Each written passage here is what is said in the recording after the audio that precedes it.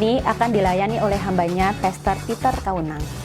Untuk kegiatan FCC lainnya, tetaplah update setiap hari melalui seluruh media FCC Supermall. Ibadah FCC Kids setiap hari Minggu pada jam 10 pagi dapat diikuti melalui YouTube channel FCC Supermall. Ikutilah pertemuan online bersama saudara seiman melalui FCC Online Fellowship Night yang diadakan setiap hari Selasa jam 19.30 melalui Zoom. Pertemuan ini juga terbuka untuk umum. Bagi saudara yang belum mengikuti kegiatan ini, dapat mendaftar melalui nomor handphone official FCC yang tertera di layar. Dan bagi saudara-saudara yang rindu untuk memberkati gereja ini, dapat memberikan persembahan dan persepuluhannya dengan cara transfer ke rekening yang ada di bawah ini. Komunitas yang benar adalah komunitas yang dapat membantu sesamanya menghadapi masa pandemi ini. Pastikan saudara sudah bergabung pada Family Cell yang terdekat dengan tempat tinggal saudara. Bagi saudara yang membutuhkan informasi tentang Family Cell terdekat dengan tempat tinggal saudara, dapat menghubungi nomor handphone yang ada di layar. Mari kita siapkan hati kita untuk mengikuti ibadah online hari ini. Selamat beribadah, Tuhan Yesus memberkati.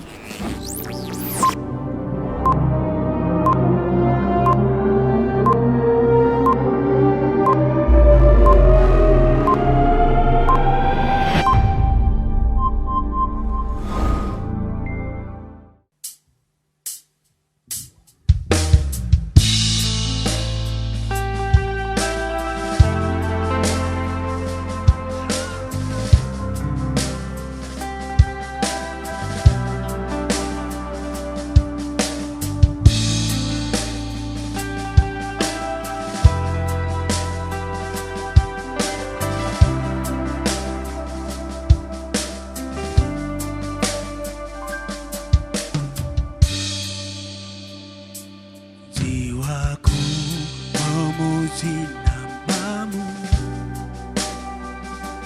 jiwaku bersyukur kepadamu untuk semua yang terjadi.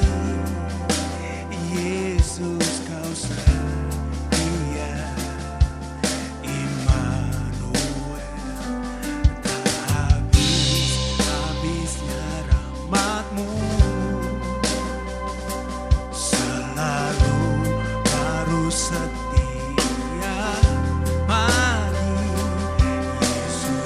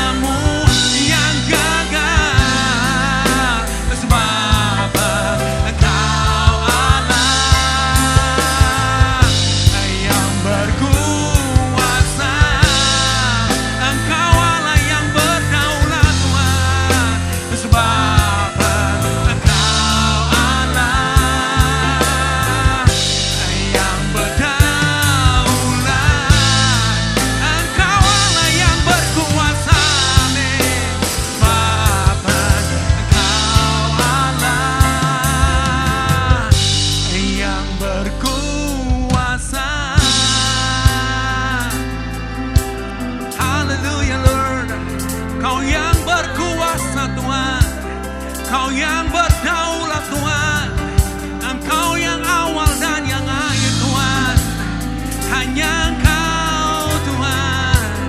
Haleluya, haleluya, haleluya.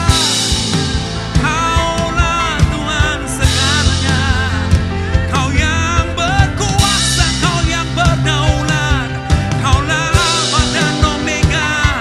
Kami mengangkat tangan kami untuk memuja-Mu, untuk meninggikan nama-Mu Tuhan. Oh haleluya, haleluya, haleluya. We worship You Lord God. Kami meninggikan nama-Mu, Yesus Tuhan, Yesus Raja.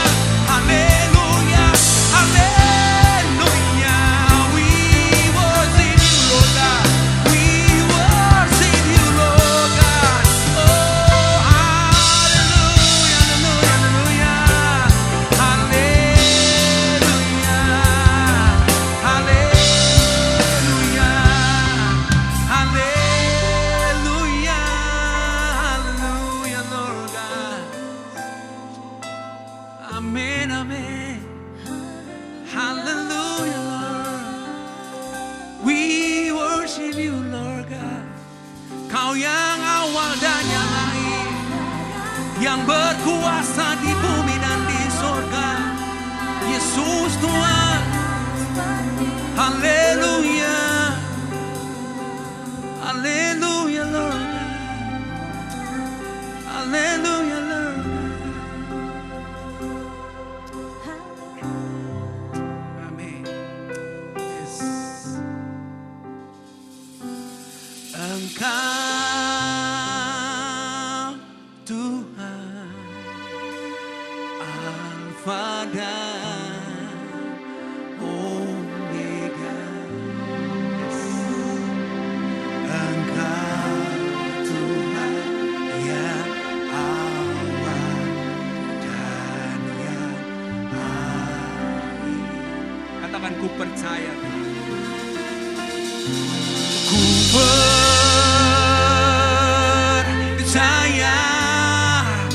Tiada rencana-Mu yang gagal, sebab Engkau Allah yang berkuasa.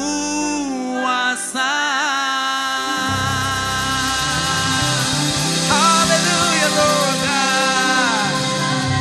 Amin, amin, amin. Segala pujian, hormat, dan kemuliaan hanya bagi nama-Mu Tuhan. Bapa, terima kasih Tuhan untuk pagi hari ini Tuhan. Engkau Allah yang berkuasa, Engkau Allah yang berdaulat Tuhan.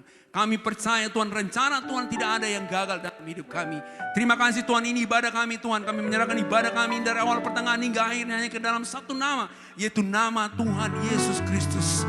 Mari anak-anak Tuhan yang siap memuji Tuhan sama-sama katakan amin, haleluya. Baik, selamat pagi Bapak Ibu Saudara yang kekasih dalam Tuhan Yesus. Selamat hari Minggu, Tuhan Yesus memberkati. So mari kita mau bersuka cita di hadapan Tuhan, amin. Come on.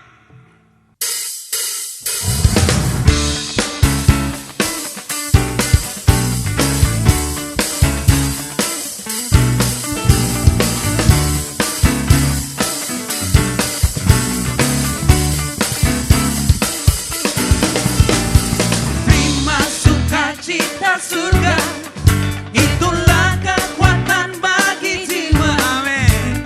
Ku dapat rasakan kasih-Nya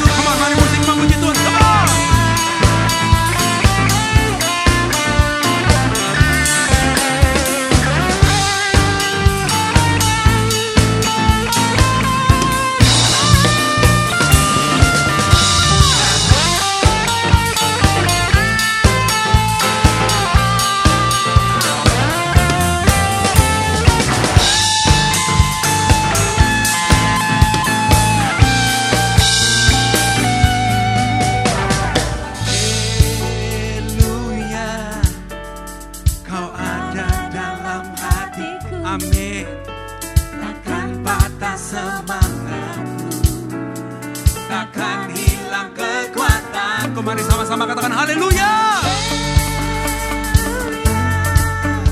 Ku mau bersorak bagimu sukacita sorga. Amin. Come on, just come on, come on, come on, come on, come on, come on. Haleluya. Kau ada dalam hatiku, ya God. Takkan patah semangatku, takkan hilang kekuatanku. Haleluya. Ku mau bersorak bagimu. Sukacita sorga nyata, come on. Sukacita sorga nyata. Sukacita sorga nyata. Sekali lagi, come on. Sukacita sorga nyata penuhiku. Oh. Amin, amin.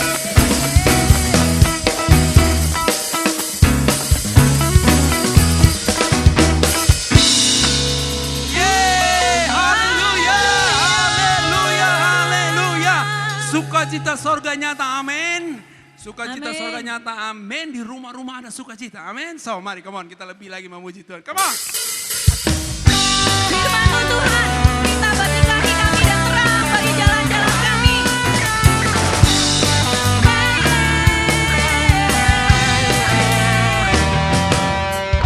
Firman-Mu Tuhan, berita bagi kakiku. Janji-Mu ya Tuhan, janji-Mu terang bagi jalan-jalanku. Kebenaran-Mu menuntunku setiap hari. Oh, God.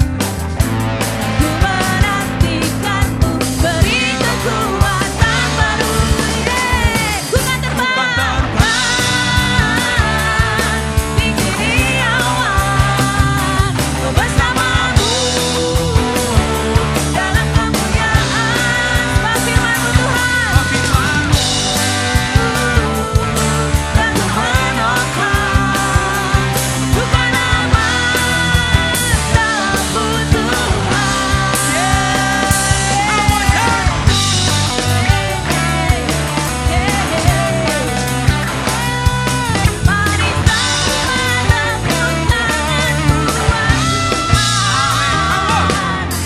Firman-Mu Tuhan, berita bagi kakiku.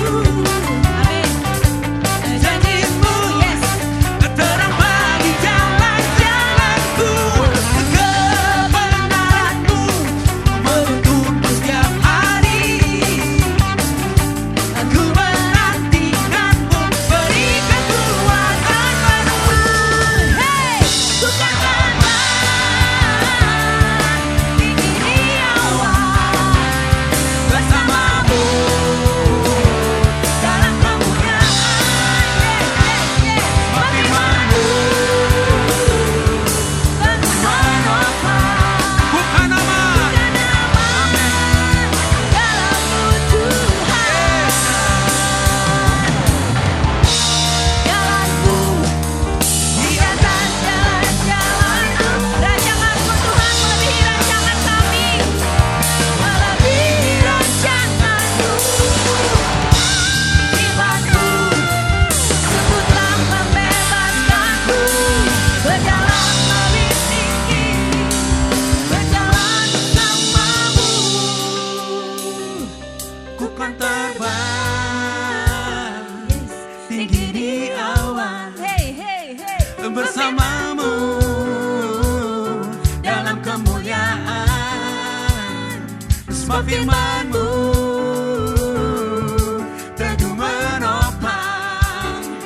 Ku kan aman di dalam-Mu Tuhan. Ku kan terbang tinggi di awan bersama-Mu dalam kemuliaan. Sebab firman-Mu teguh menopang.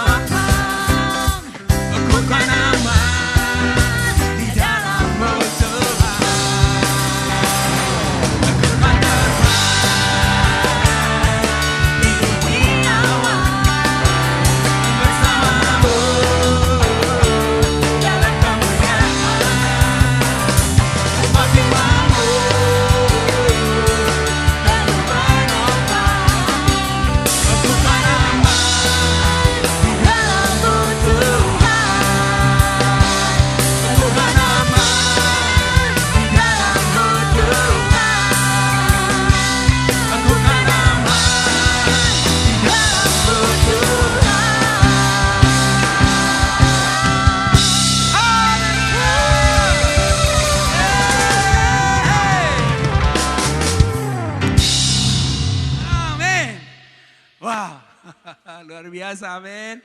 So mari Bapak Ibu siapkan hatimu untuk kebenaran firman Tuhan. Silakan Nancy. Thank you, Lord Jesus. Sebab bila kami memandang wajah-Mu Tuhan, betapa kagumnya kami padamu Tuhan. Tak habis-habisnya rahmat-Mu ya Tuhan, selalu baru setiap pagi. Thank you Lord. Bila ku buka mataku dan lihat wajah-Mu, ku terkagum. Bila ku lihat hidupku dan karya tangan-Mu, ku tersanjung. Karena semua yang baik dalam hidupku, itulah karya-Mu, Yes. Kau beri kesempatan yang baru, dan ku ingin mengenal-Mu Tuhan, lebih dalam dari semua yang ku kenal.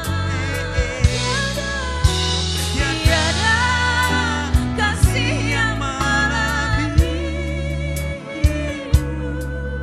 Ku ada untuk menjadi penyembah-Mu.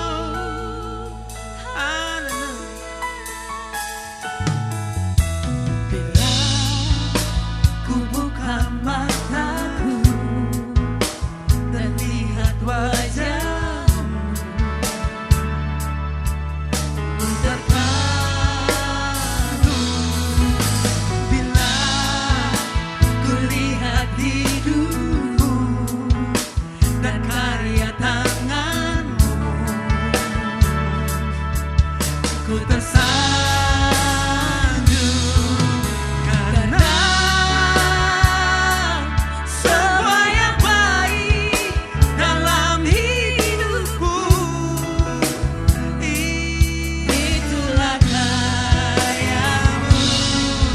Kau beri kesempatan yang baru, dan ku ingin mengenal-Mu Tuhan, lebih dalam dari semua yang tak kenal. Tiada kasih yang melebihi-Mu. Ku ada untuk menjadi penyembah-Mu, dan ku ingin mengenal-Mu Tuhan, lebih dalam dari semua yang ku kenal. Tiada kasih yang melebihi-Mu. Ku ada untuk menjadi penyembah-Mu. Ku ada untuk menjadi penyembah-Mu. Amin, amin.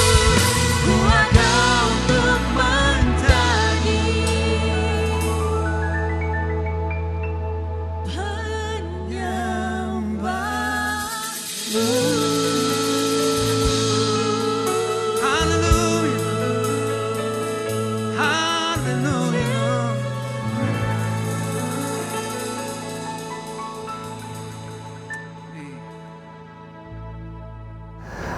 Shalom Jemaat FCC, saya berdoa dan berharap Bapak Ibu Saudara sekalian semua dalam lindungan Tuhan. Meskipun kita nggak tahu kapan selesainya permasalahan ini yang kita hadapi hari-hari ini, Dan saya percaya bahwa jemaat FCC juga bukan hanya kita sedang menunggu kapan semua badai ini berakhir, tetapi kita berdoa supaya Tuhan memberikan kekuatan untuk melewati badai ini. Dan itu yang menjadi satu prinsip di dalam kehidupan kita. Kita bukan orang yang sedang menunggu semuanya itu, tetapi kita akan melawan segala sesuatu itu dengan kuasa Tuhan. Dan kalau Bapak Ibu Saudara sekalian mau mencatat, saya beri tema hari ini menjadi berkat. Bagi beberapa orang mungkin berpikir bahwa bagaimana kita mau berpikir untuk orang lain, menjadi berkat buat orang lain. Padahal kita sendiri mengalami satu kesulitan dan kita juga tidak tahu bagaimana untuk menyelesaikan solusi atau permasalahan kita sendiri. Tetapi satu prinsip firman Tuhan yang kita harus hidupi dan Tuhan sedang ajarkan dalam hidup kita, bahwa berilah maka kamu akan diberi. Satu prinsip untuk menjadikan orang menjadi orang yang memberkati orang lain terlebih dulu, maka Tuhan juga akan mengerjakan segala sesuatunya dalam hidup kita. Saudara, saya teringat kisah daripada Abraham. Kita tahu bersama di Kejadian pasal 12 ayat yang kedua, di mana pada waktu itu Abraham dipanggil Tuhan. Saya akan bacakan buat saudara. Aku akan membuat engkau menjadi bangsa yang besar dan memberkati engkau serta membuat namamu masyhur dan engkau menjadi berkat. Saudara, perhatikan ayat ini, dikatakan bahwa Tuhan akan mempunyai visi yang besar untuk Abraham, yaitu untuk menjadikan dia bangsa yang besar. Tapi kalau saudara perhatikan dengan sungguh-sungguh di ayat ini tidak berhenti sampai Tuhan punya visi dalam hidup daripada Abraham. Dan dia katakan, Tuhan akan memberkati Abraham, membuat namanya masyhur, dan menjadi berkat. Saudara, ini yang perlu kita pahami. Ada lagi cerita tentang Esther. Di dalam Esther pasal 4 ayat yang ke-15 dan 16. Saya akan bacakan buat saudara. Maka Esther menyampaikan jawab ini kepada Mordekai. Pergilah, kumpulkanlah semua orang Yahudi yang terdapat di Susan, dan berpuasalah untuk aku. Janganlah makan dan janganlah minum 3 hari lamanya, baik waktu malam, baik waktu siang. Aku serta dayang-dayangku pun akan berpuasa demikian. Kemudian aku akan masuk menghadap raja, sungguh pun berlawanan dengan undang-undang. Kalau terpaksa aku mati, biarlah aku mati. Tentang Esther, dia hidup dalam satu masa di mana bangsanya sedang terancam dengan keselamatan yang akan dimusnahkan pada saat itu. Saudara, Esther dibangkitkan. Bukan satu kebetulan. Kalau kita lihat sejarahnya, dia bukan siapa-siapa. Tapi dalam didikan Mordekai, dia muncul sebagai suatu pribadi yang mengerti panggilan Tuhan dalam hidupnya. Dan saudara, di saat itu, dia mengambil satu risiko yang besar untuk terhadap dirinya sendiri. Karena dia melihat bahwa dia dipanggil untuk menjadi berkat buat bangsanya. Dan apa yang terjadi, saudara, segala ketakutan atau kekhawatiran yang mungkin menghinggapi Esther, itu tidak terjadi. Dan bangsa Israel bisa diselamatkan. Bangsa Yahudi terselamatkan karena Esther mengerti panggilan Tuhan di dalam hidupnya. Saudara, di satu masa yang mungkin sulit pada saat itu, selalu saya melihat bahwa pola Tuhan memunculkan orang-orang yang akan menjadi berkat di masalah-masalah seperti itu.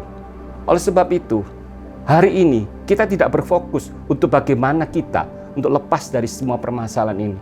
Tapi pada waktu kita fokus dengan panggilan Tuhan, fokus dengan apa yang Tuhan ingin lakukan lewat kita untuk menjadi berkat buat banyak orang, disitulah pergumulan kita sendiri itu akan bisa ditolong oleh Tuhan. Saudara, kita lihat ada satu hal lagi yang kita harus perhatikan, yaitu prinsip menjadi berkat itu adalah hasil akhir. Jadi tidak mungkin seseorang itu bisa menjadi berkat sebelum dia diberkati. Nanti kita akan belajar banyak hal lagi, nanti ke belakang kita akan belajar tentang hal ini.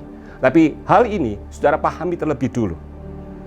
Dan bicara berkat, menjadi berkat, itu bicara tentang proses atau urutan proses, saya bisa katakan seperti itu. Kita lihat di Yeremia pasal 18 ayat yang ketiga sampai yang keempat. Pada waktu itu seorang penjunan atau tukang periuk sedang melihat satu onggokan tanah liat. Dan pada waktu dia mau membentuk sesuatu sesuai dengan apa yang ada di benaknya, dia sudah memikirkan segala sesuatunya. Dan waktu-waktu dia ambil bongkahan tanah liat itu, dia mulai melihat apakah tanah liat ini yang pertama sudah cukup untuk jumlahnya sudah cukup untuk dia bisa membuat apa yang ada di benaknya. Yang kedua, dia mulai melihat apakah tanah liat ini sudah siap untuk dia bentuk. Dan pada waktu dia melihat bahwa tanah liat ini masih ada bagian-bagian atau kandungannya di dalam itu belum seperti yang dia harapkan, maka dia harus mengambil satu keputusan untuk membersihkan, memproses tanah liat itu sampai tanah liat itu sesuai dengan apa yang dia inginkan.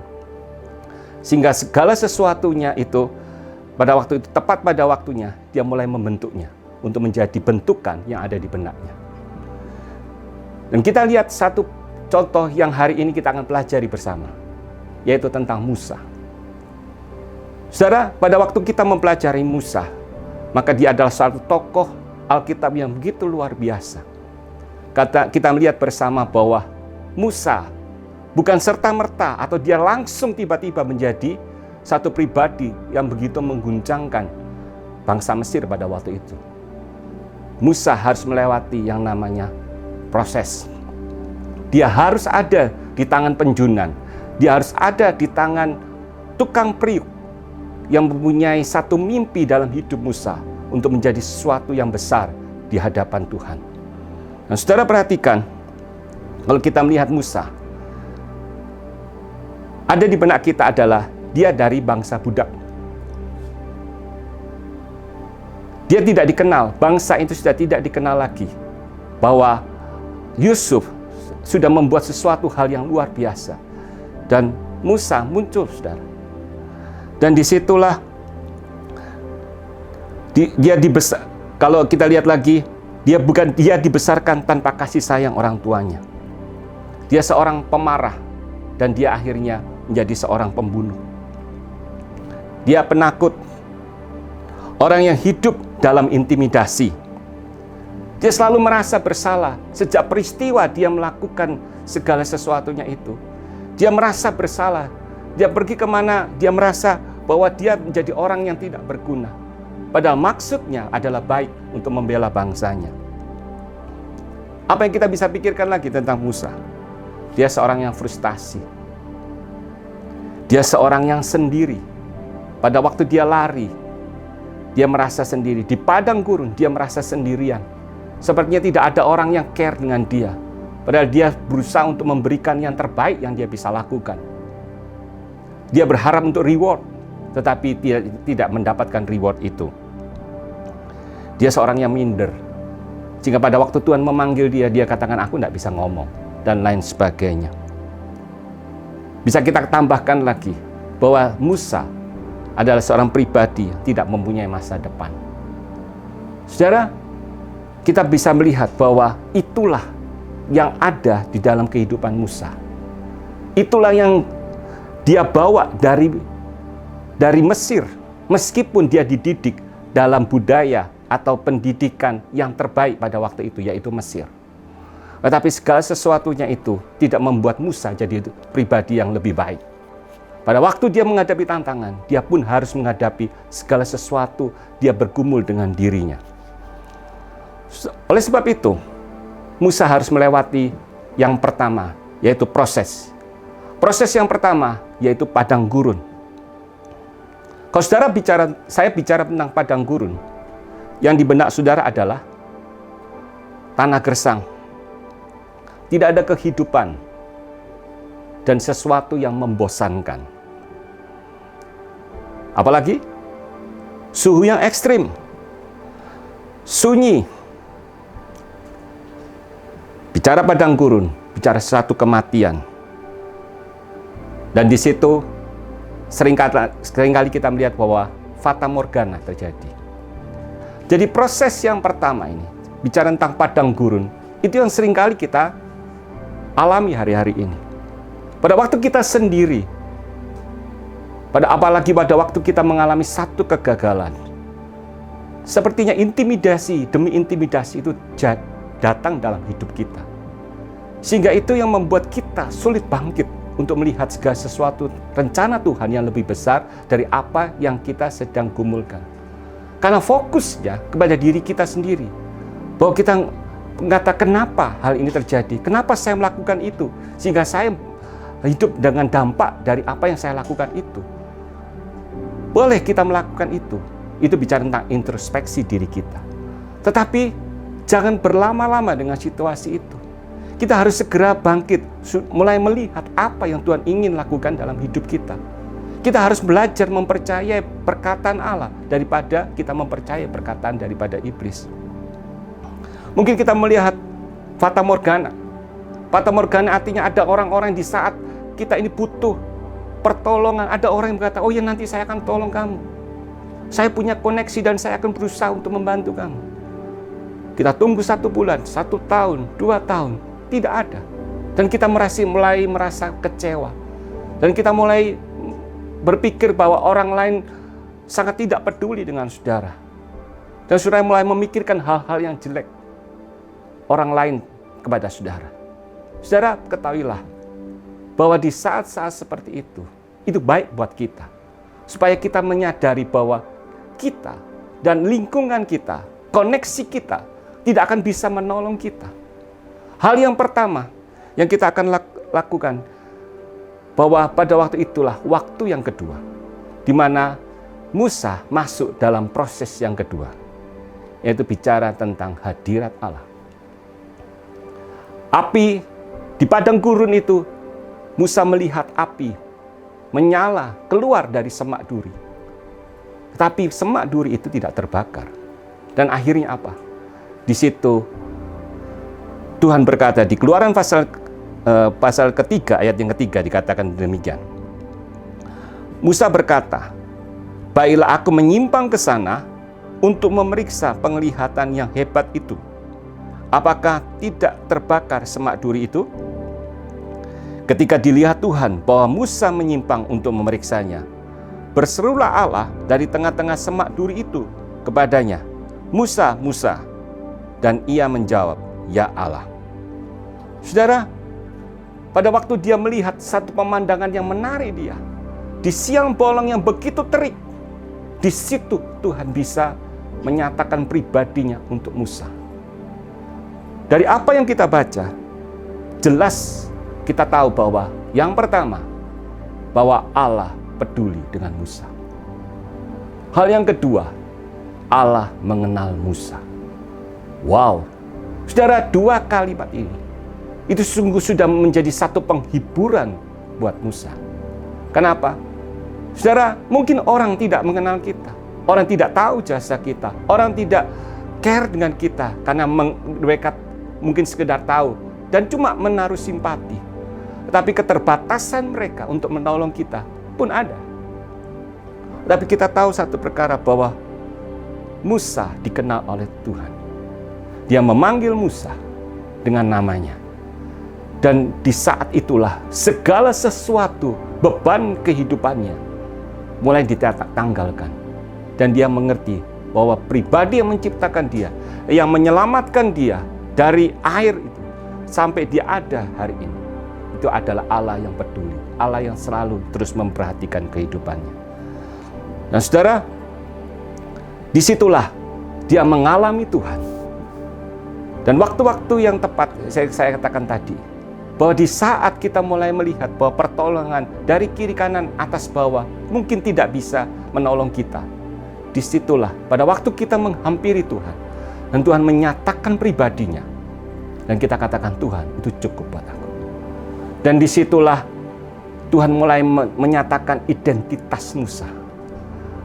Tuhan harus berkata kepada Musa, kamu hidup bukan karena kata orang, tapi karena kataku. Aku berkata kepadamu, engkau akan kubuat menjadi sesuatu berkat, menjadi berkat bagi banyak orang. Itulah yang aku akan genapi dalam hidupmu. Saudara, hari ini Berapa banyak waktu kita untuk kita mendengar semua berita-berita yang hari ini membuat kita pun semangatnya kadang naik dan kadang-kadang begitu turun sampai ke paling bawah, saudara. Karena apa yang kita konsumsi, yang kita masukkan dalam pikiran kita, itu akan mempengaruhi setiap langkah kita. Dan kalau hari ini kita ganti segala sesuatu yang kita inputkan kepada pikiran kita, yaitu bicara tentang janji Allah, tentang berkat-berkat Tuhan, tentang segala sesuatu yang Tuhan mau katakan dalam hidup kita, tentang identitas kita yang harus kita rubah, yaitu bahwa Tuhan menggantikan, mungkin orang melabel atau dunia melabel kita orang yang gagal, orang yang tidak akan pernah bisa memiliki masa depan, orang yang selalu menjadi troublemaker. Tentu kita harus memperbaiki diri. Pada waktu perenungan di padang gurun itu Musa memperintrospeksi diri.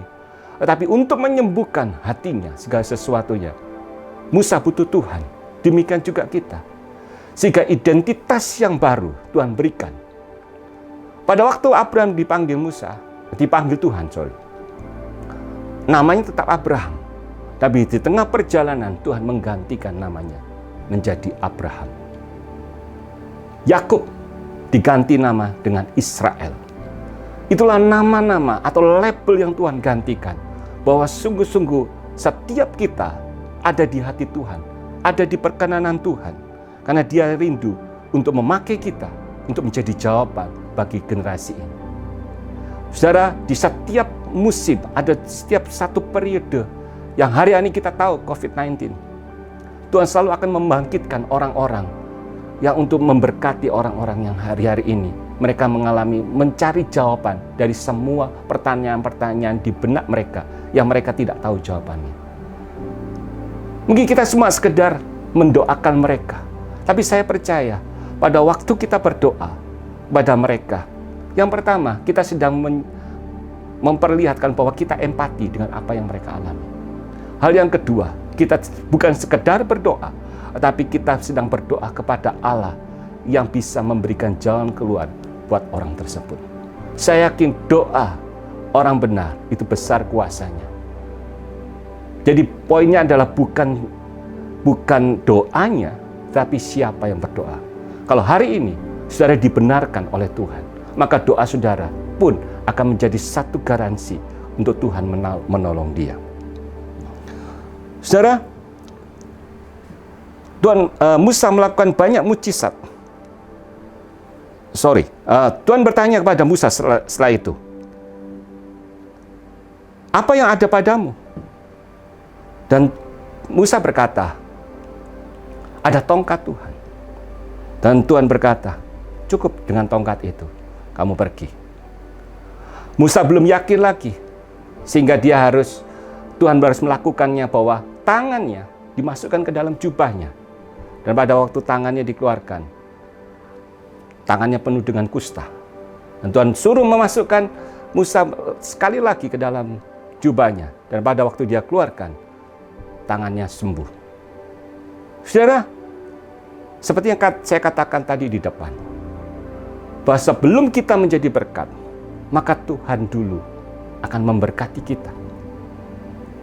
Musa melihat mujizat itu di depan matanya dengan begitu mudah. Sepertinya dia bermain-main dengan mujizat itu. Dan dia berdialog dengan setiap mujizat yang Tuhan lakukan dalam hidupnya. Sehingga kalau pada waktu pengutusan Tuhan terjadi, kairos Tuhan untuk Musa, untuk dia berangkat ke Mesir terjadi. Dan kita tahu Musa melakukan banyak tulah-tulah di Mesir. Itu bukan sesuatu yang besar bagi Musa, karena dia sudah melihat mujizat itu di depan matanya. Saudara, satu hal yang indah yang Tuhan akan kerjakan dalam hidup kita. Pada waktu orang lain membutuhkan mujizat dari setiap persoalan mereka, saya yakin Tuhan terlebih dulu melakukan banyak mujizat itu dalam hidup kita, dalam setiap pergumulan saudara. Hal yang selanjutnya yang Musa lakukan, yaitu di Keluaran pasal yang keempat ayat yang ke-21. Tuhan berkata kepada Musa seperti ini. Pada waktu engkau hendak kembali ini ke Mesir, ingatlah supaya segala mujizat yang telah kuserahkan ke dalam tanganmu, kau perbuat di depan Firaun. Saudara, Musa mendapatkan satu privilege, mendapatkan satu hal yang luar biasa. Bahwa Tuhan katakan, aku menyerahkan mujizat ini ke dalam tanganmu. Dan perbuatlah mujizat ini di depan Firaun. Kita lihat background daripada Firaun. Background daripada Musa. Dia orang-orang yang bisa kita kategorikan orang yang gagal. Tetapi Tuhan katakan, setelah dia mengalami Tuhan, dia melihat mujizat di depan matanya sendiri. Dan otoritas mujizat itu diberikan kepada dia. Dan Musa merasa bahwa bukan dia merasa menjadi sesuatu yang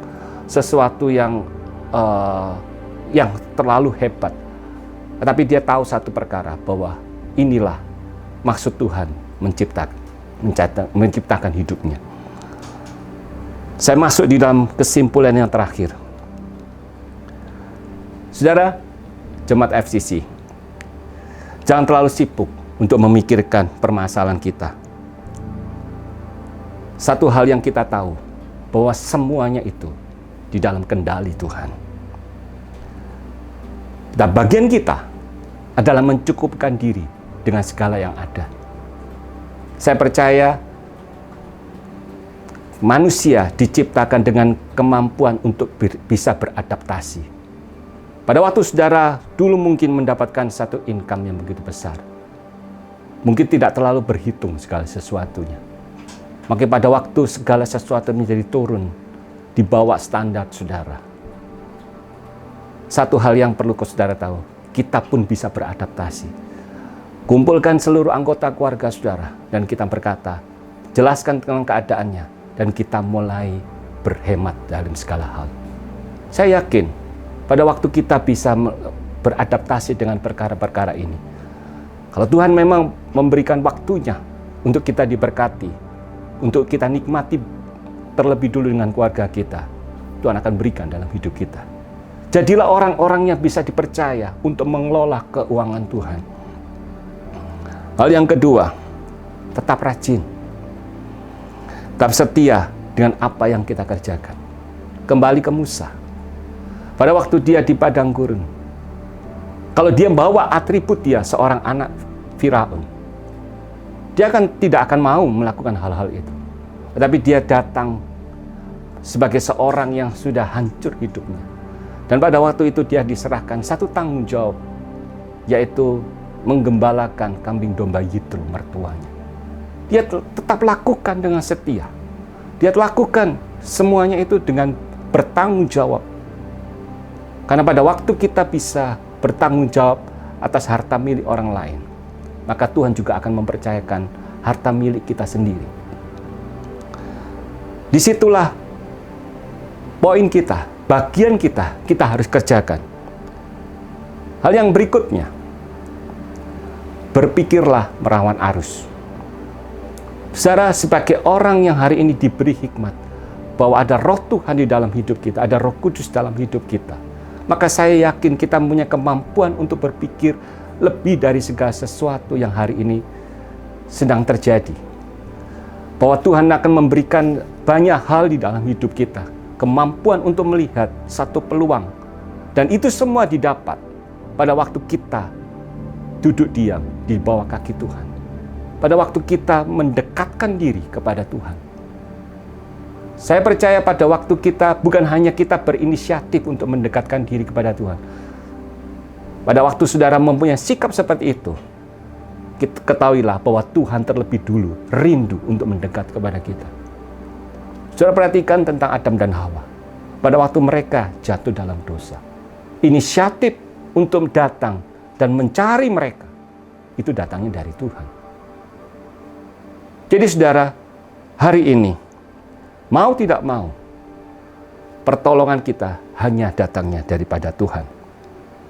Yang berikutnya, kita tetap melekat pada pokok anggur. Dikatakan kalau kita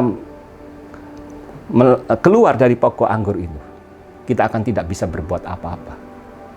Pokok anggur itu, dari situ kita menghisapkan diri, kita mendapatkan semua berkat itu dari pokok anggur itu.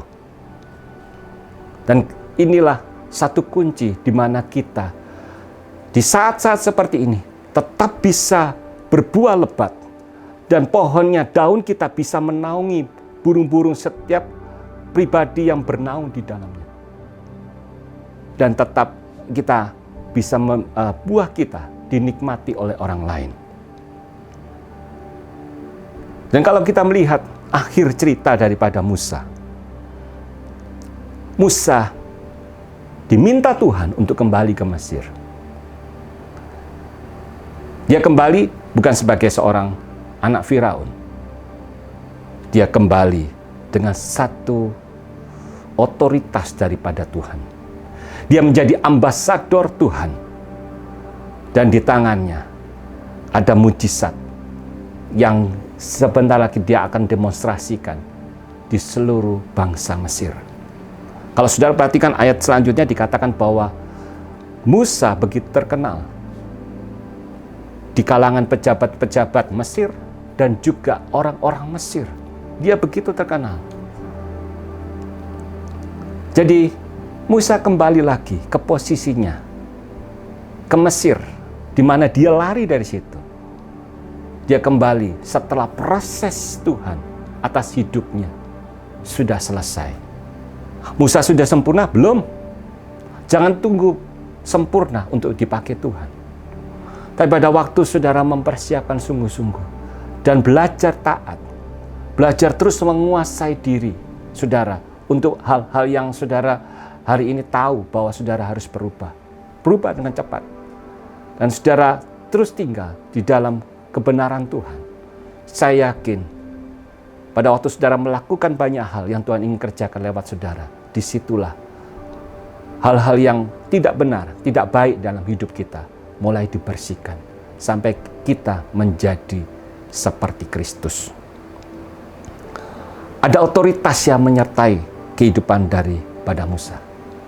Dan saudara perhatikan, saya terkagum dengan hal ini. Musa pergi ke Mesir dengan membawa tongkat. Artinya, Tuhan selalu mengatakan apa yang ada pada kita. Dia tidak memakai yang tidak ada pada kita. Seperti kita tahu juga tentang minyak seorang janda itu. Janda dari seorang nabi yang ditinggal mati dan begitu banyak hutang. Elisa bertanya kepada janda itu, apa yang ada padamu? Minyak dalam buli-buli. Cukup. Dari itu, dia bisa membayar segala hutang-hutangnya. Musa itu bicara tentang otoritas. Dan budaya dari bangsa Yahudi adalah membawa tongkat. Karena di tongkat itu banyak sekali tulisan-tulisan yang dibuat oleh yang memegang tongkat itu, menceritakan bagaimana journey-nya, perjalanannya dia bersama dengan Tuhan. Dia selalu membawa tongkat. Makanya tongkat itu juga yang dia bawa ke Mesir. Dan mungkin pada waktu dia begitu gemetar berhadapan dengan Firaun, dengan segala kemegahannya, dengan segala kekuatannya, dia mulai memegang tongkat itu dan dia mulai membaca semua tulisan-tulisan, kode-kode yang dia tulis di dalam tongkat itu. Yang menjelaskan bahwa ya, Tuhan sudah membuat banyak mujizat. Tuhan menyertai dia dari step ini, step ini, step ini. Dan Tuhan, Musa begitu yakin bahwa dia adalah utusan Tuhan. Dan dia tidak beratribut dengan segala sesuatu kegagalan dia. Mungkin dia lihat lokasi yang sama, di mana dia membunuh orang Mesir. Itu mengingatkan, mememori dia kembali.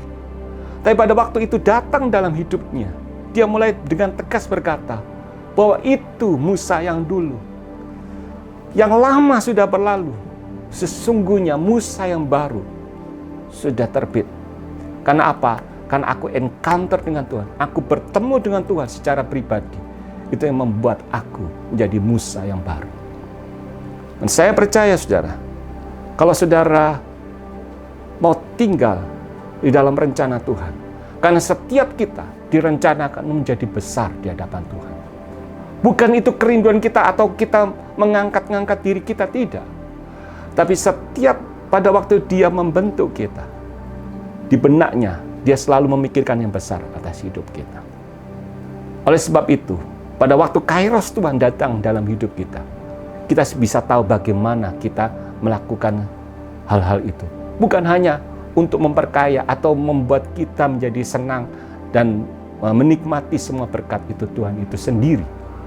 Tetapi dengan semua posisi, dengan semua yang kita nikmati hari ini, kita tahu bahwa aku hidup bukan untuk aku saja, tapi menjadi berkat buat orang lain.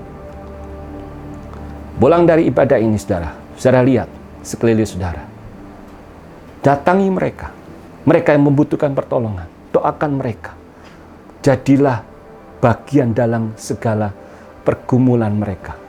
Dan saya percaya, saudara akan melihat bahwa Tuhan menyertai saudara dengan tanda-tanda mujizat itu. Di saat saudara membutuhkan pertolongan daripada Tuhan, itulah waktu yang tepat untuk saudara juga menjadi penolong buat orang lain. Dan saya dari akhir dari segala sesuatu, bukan untuk diri kita, tapi supaya nama Tuhan dipermuliakan. Bukankah itu yang menjadi kerinduan Tuhan untuk keberadaan kita di muka bumi ini? Biar semasa kita hidup, kita maksimal dengan apa yang Tuhan mau lakukan dalam hidup kita. Sehingga kita bisa berkata, seperti yang Daud katakan, Daud sudah melakukan segala sesuatu, menyelesaikan segala sesuatu pada zamannya. Dan perkataan sabaslah, Tuhan bangga dengan kita, itu yang kita dengar.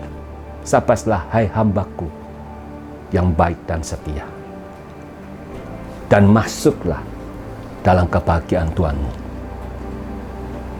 Saudara, firman Tuhan sampai di sini, dan saya berdoa biar firman Tuhan ini terus menginspirasi hidup saudara untuk terus menjadi berkat. Amin. Saya akan berdoa buat saudara. Terima kasih Tuhan untuk firman-Mu. Kau sudah sampaikan kebenaran untuk setiap kami. Hari ini kami berkata kepada diri kami bahwa segala sesuatu yang terjadi dalam hidup kami, semua dalam kendali-Mu Tuhan. Oleh sebab itu, kami tidak fokus kepada persoalan kami, kepada pergumulan kami, tapi kami fokus mempersiapkan diri kami untuk jadi berkat buat orang lain. Dengan segala keterbatasan kami Tuhan, kami tahu Tuhan Yesus, kami mau. Dan itu yang Kau tunggu, respon kami Tuhan. Seperti Engkau memanggil Musa, dan Musa menjawab, ya Allah, ya Tuhan, ini kami. Biar jemaat FCC Tuhan, terus Engkau bawa dalam rencana-Mu. Kami menjadi pribadi-pribadi yang terus menjadi jawaban. Keberadaan kami di kantor, di dunia usaha dan dimanapun kami berada, selalu membawa daya tarik orang untuk mendekat kepada kami, karena ada Kristus di dalamnya. Terima kasih Tuhan. Berkati Dr. Bambang dan semua tim yang ada, supaya sungguh-sungguh kebenaran-Mu semakin hari semakin nyatakan atas gereja ini. Berkati Pastor Benny juga. Kami percaya biar segala sesuatu yang Kau rancang atas gereja ini terus terjadi. Di dalam nama Yesus kami berdoa. Amin.